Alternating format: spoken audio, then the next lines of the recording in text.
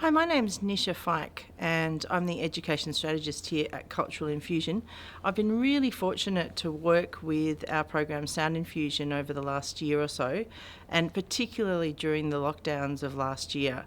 So last year I was also working in a primary school and teaching performing arts, and what I found during lockdowns was that the children were really excited to use Sound Infusion because it was so authentic. They had not only the traditional songs and things that we'd done in class, but I was able to use a blended learning approach to extend that out and show them all sorts of amazing instrument sounds and images and backgrounds of these on Sound Infusion.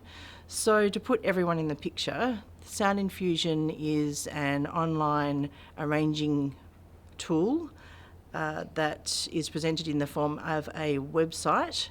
And what you see when you first go onto that website is a big world map, and you see all of these wonderful hand-drawn images of instruments, and when you click on each image you get a sound, and you also get all of this information about how it was made and the cultural and historical background.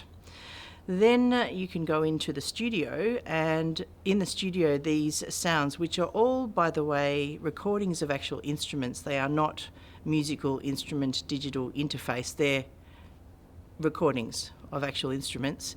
They're arranged in such a way that you can drag and click these sounds around to make your own music. And there's a whole library of sounds from over 100 countries, so it really is quite a breadth of resources that you have there. And on top of that, there are over 50 lesson plans on the platform, so that really provides a great support alongside this resource. So the opportunities there for music teachers to start with something traditional and then build in Sound Infusion as a way of bringing a bit of depth to intercultural understanding activities is really fantastic. So I've really come along to using that a lot more in my own classes. Before I came across Sound Infusion, I had tried some other music software, but really stuck to the traditional ways of teaching because, like many music teachers, I value those skills. There are reasons why we have methods that have been developed over hundreds of years to teach students how to play instruments, how to sing, how to dance. All of these things are really important, and that's why the blended learning approach works so well with using these things alongside Sound Infusion. Tell us how Sound Infusion fits into the Australian curriculum. So the intercultural understanding component of the Australian curriculum is written as an overlay to other subjects. So I think it's really important to be able to build in resources to this curriculum because although it's a very ambitious curriculum, to date subjects like music aren't very well resourced in this area.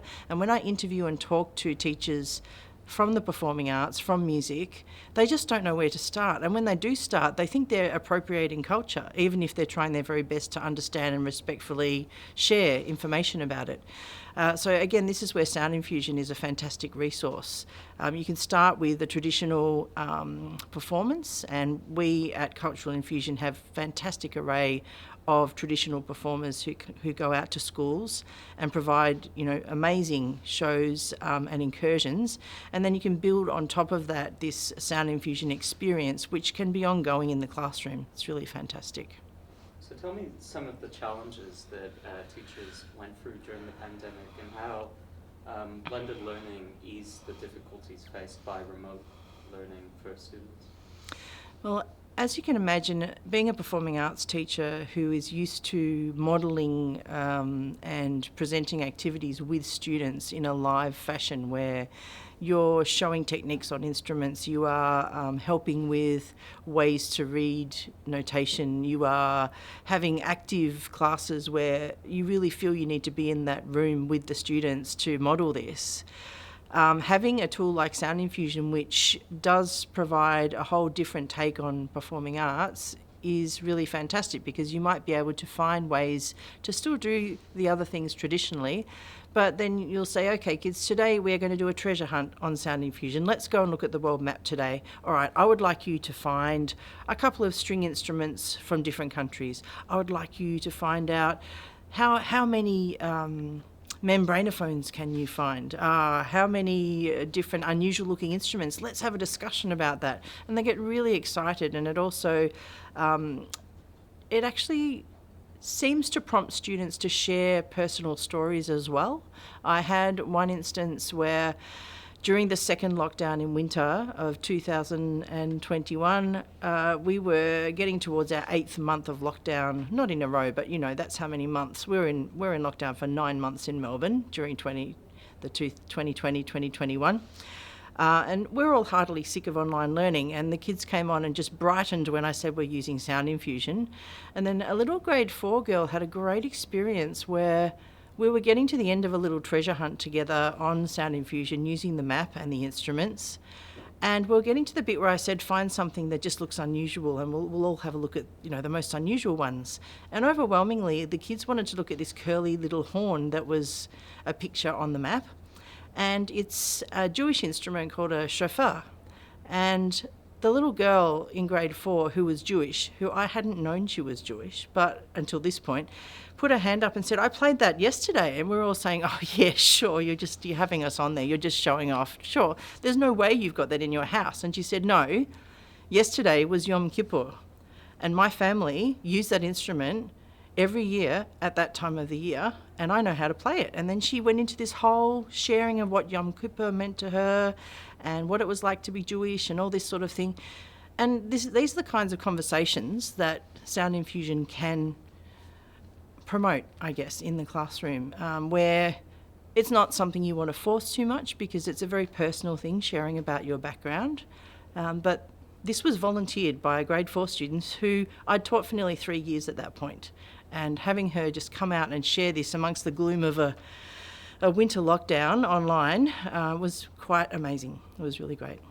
So tell me about the current state of music pedagogy, and where do you think the teaching sector is going in the advent of remote learning, technologies in the classroom, and how we can make the Australian curriculum more current and relevant to modern students?